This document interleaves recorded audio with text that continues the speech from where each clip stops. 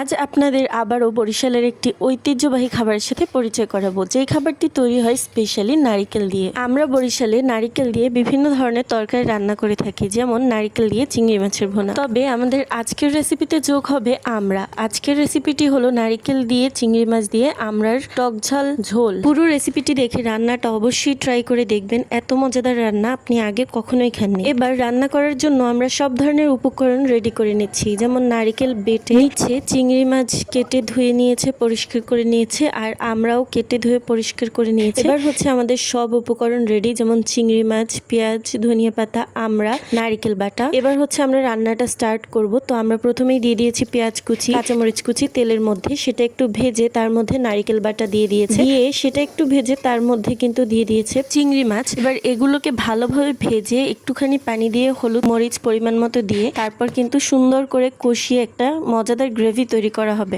এর মধ্যে কিন্তু পরিমাণ মতো লবণও দিয়ে দেওয়া হয়েছে। এবার আমাদের কষিয়ে রাখা গ্রেভির মধ্যে দিয়ে দেওয়া হচ্ছে কেটে রাখা আমড়াগুলো, দিয়ে সুন্দরভাবে এটার সাথে মিক্স করে দিতে হবে। মিক্স করে দিয়ে কিছুক্ষণ এভাবে রান্না করা হবে। আর দেখুন এখনই দেখতে কতটা মজাদার এবং লোভনীয় লাগছে। এবার হচ্ছে যেহেতু আমাদের তরকারিটা মূলত ঝোল, তাই আমরা হচ্ছে পরিমাণ মতো ঝোল দিয়ে দিয়েছি এবং ধনিয়া পাতা কুচি। এবার এভাবেই কিছুক্ষণ চুলায় রান্না করলে তৈরি হয়ে যাবে আমাদের মজাদার রেসিপি।